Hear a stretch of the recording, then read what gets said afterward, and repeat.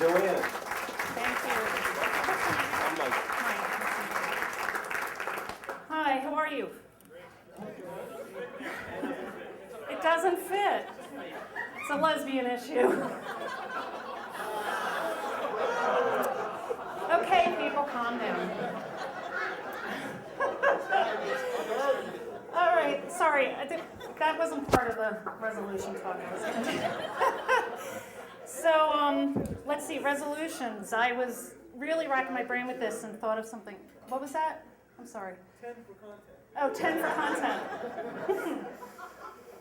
I don't think so. Anyway, so I was thinking, and this is what I came up with. I, for many years, have been taking care of an elderly woman across the street from me. She has no one else. I'm not telling you this to toot my own horn. I'm telling you because I am so over it. I can't take it anymore. It is like the greatest stress to me, this selfless act of kindness that I'm doing. I can't take it. And every year, I resolve to say no to her. No, I will not go to the kitchen and get you a Sprite and 6 slices of Lebanon bologna. No, I will not go to the grocery store and get you a card for your cousin in California, 3 stamps, and 8 bananas. No, I will not take 6 of the bananas I just bought for you and deliver them to a neighbor down the street. I can't take it anymore. So I had friends visiting from England one year, and it was New Year's Eve. I always do a big party for my family. Pork and sauerkraut? Everybody? Yeah. Pork and sauerkraut, yeah. Pork and sauerkraut New Year's Day. I'm from New York, so it was all new to me, because I live out in Lancaster now. It was weird, but I'm into it now.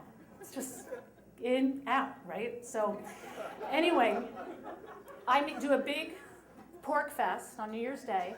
New Year's Eve, friends from Britain are there, and I get the phone call. And her name's Gwen, so you can follow the story. And she says, my sink is stopped up. Okay, now why is this my issue? It's New Year's Eve, I'm having a beer, I just want to chill out. But no, and I'm just getting done telling Rona, my friend from Britain, I'm not doing this anymore. I swear to God, this is the year I'm not doing it. And before you know it, Rona and I are crossing the street on a freezing cold night to plunge Gwen's sink. Because she can't plunge it. She doesn't have the strength. Because she sits all day smoking cigarettes, drinking Sprite, eating hamburgers that I've made her, and pretty much is exhausted from that. So Rona and I are in the kitchen, and it is full of some yucky stuff. Sorry, drink up your dark beers. Plunging, and it's a double sink, and we're plunging the left, and it would go down and up onto the right. And then we're plunging the right, and up onto the left. And we just keep doing the same thing, because what the hell are you going to do? I mean, really, there's nothing else to do. We keep plunging. Then all of a sudden, we hear a sound like you wouldn't believe. Like metal hitting metal, maybe a small car hitting her house. We were like, oh my God, what is that? So now we realize we have to go to the basement to check out to see if any of the water pipes broke. Like, what did we do? Something cracked open. Something's not right down there. So we start going down to Gwen's basement. And her basement is very clean. Extremely clean, nothing in it, no hoarding going on, nothing. It's just a big open space, but it only has 1 light bulb. So there's like dark corners and walls, and I'm pretty creeped out by things that scurry and stuff like that, just so you know. So anyway, we get, by the way, the whole time we're there, Rona's going, you know, it smells like death in here. And I was like, well, you gotta breathe right in this house. And I was trying to teach her the method where you just breathe through the mouth and not let it touch your nostrils at all.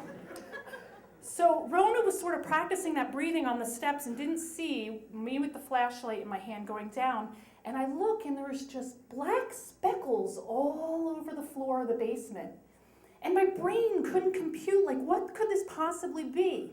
And then I realized, shining the light, it was flies. Thousands and thousands of black flies. And I'm in my head going, why would Gwen put black flies in? I mean, that's how disconnected you are at this point.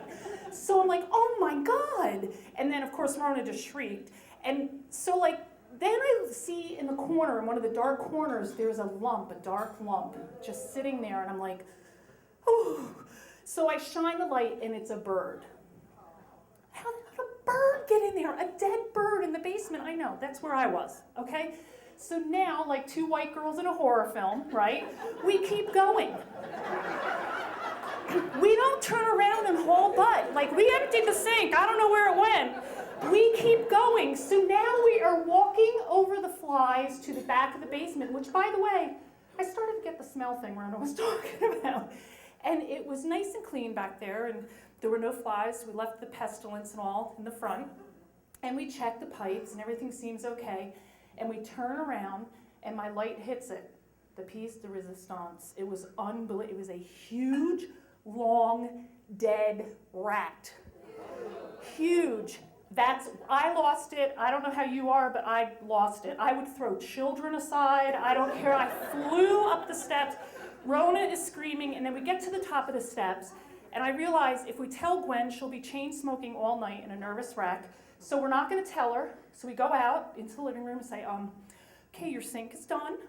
There's no water, and there might be a mouse in your basement.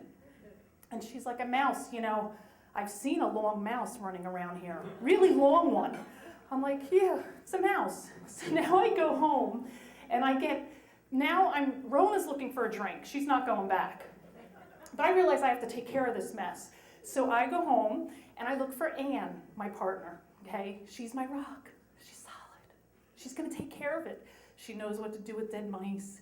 She knows what to do with dead flies and dead birds. She knows. Plus, she totally thinks we're exaggerating what is going on over in Gwen's basement. She's looking at me like, yeah, okay. But anyway, we'd get a hazmat outfit on anyway. Oh yeah, we have like, you know, scrubs and surgical masks and hats, gloves. And before you know it, we're standing in front of Gwen with a shovel and a broom and a bag. And and Gwen's like, what the hell are you two doing? And Anne says, well, Joanne thinks there's a mouse in your basement dead. I mean, we have a shovel, for God's sake. So she goes, yeah, I saw a long one running around here. So we go to the basement, we start going down, and I'm thinking, all right, Anne's gonna see, this is like really messed up. There's something not right. So we get to the bottom of the basement, or Anne does, and she squats down and looks, and I've never seen terror in her eyes like that in my life. I was like, and she goes, what the hell is going on here? And we just start sweeping and dry heaving and, you know, shoveling and dry heaving and bagging it all and dry heaving. And then we come upstairs and we just want to go home and like shower and burn our clothes. And Gwen, we're trying to hide the big bag of death from Gwen so she's not stressed. And she says, did you get the mouse? And we're like, yeah. And she goes, was it long? And we're like, yeah, it was long. And as we're walking out, she says to me, Joanne, can you do me one more favor? Could you take this bag over to Jeannie's house? And I'm like, in my head going, no. But of course I take the bag and I start walking to Jeannie's house, and I realize it's 28 of the 30 clementines I had just bought her. And now my New Year's resolution as I'm walking down the street is, I will not be the purveyor of fruit on my block next year. I will not be the purveyor of fruit on my block next year. Thank you.